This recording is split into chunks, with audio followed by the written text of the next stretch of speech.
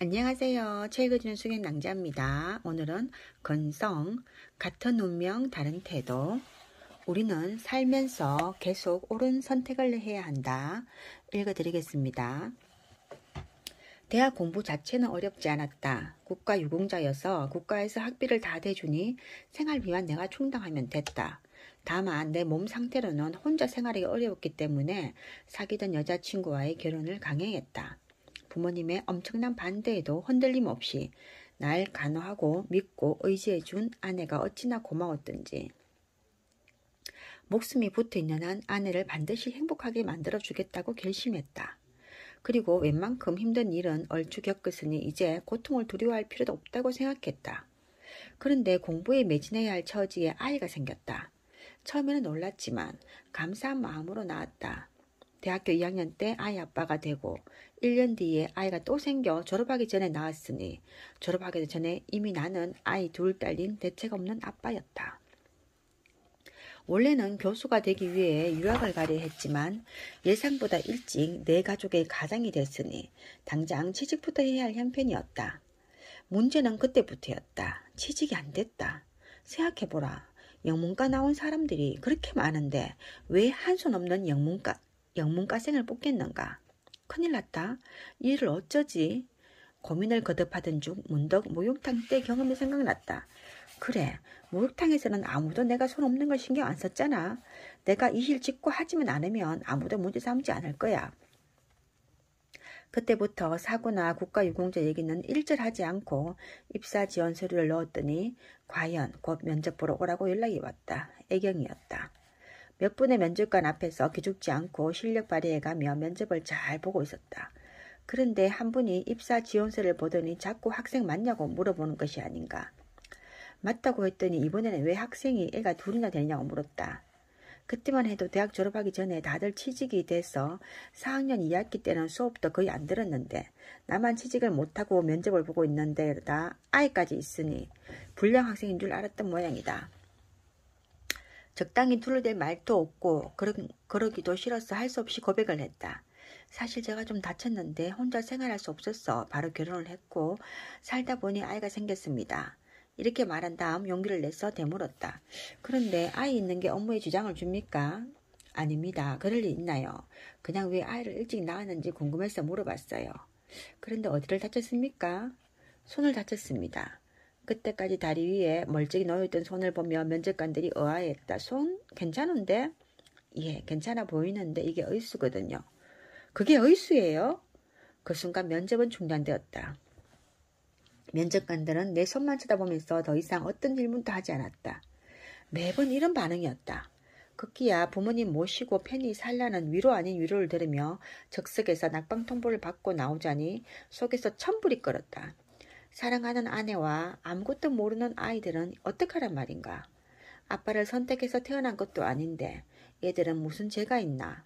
속 있는 것도 안 통하니 나는 이 세상을 어떻게 살아야 하나. 손톱처럼 손이 자라나는 것도 아니고 평생 이 고난과 편견 속에서 살아야 하는데 과연 내가 버텨낼 수 있을까?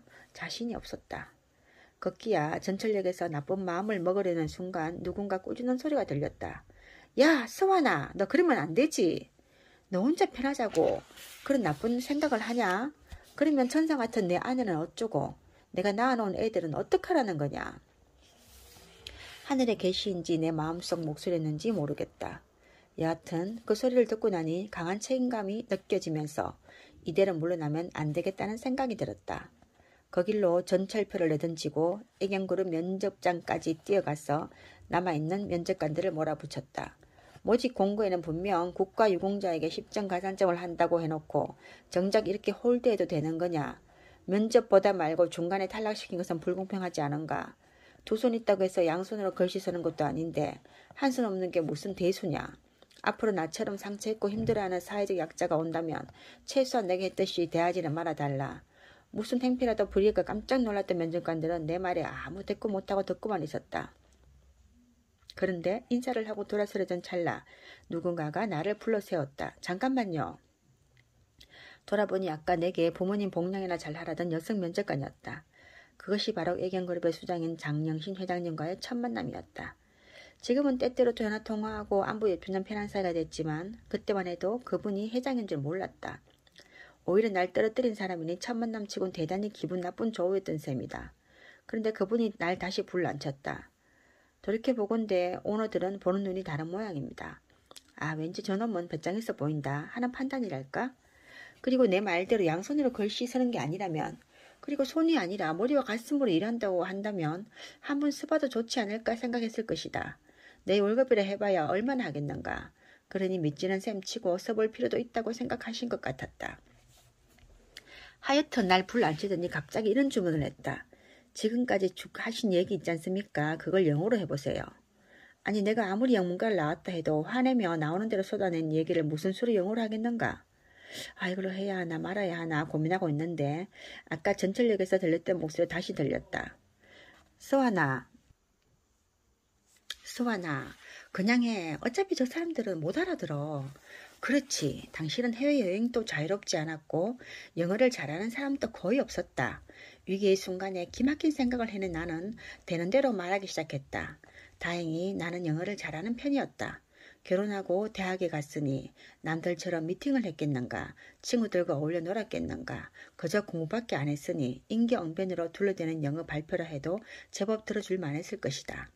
나중에는 여유가 생겨서 발표하면서 슬슬 면접관 표정을 살펴보니 대부분은 정말 못 알아듣는 눈치였다.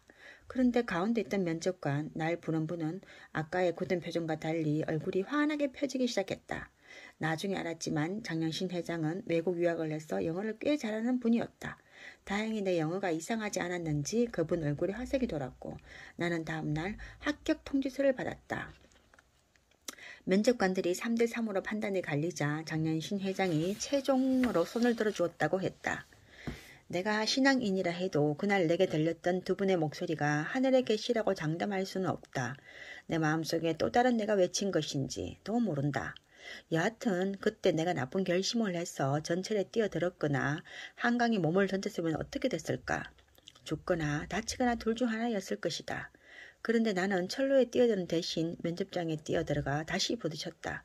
이게 내 선택이었다.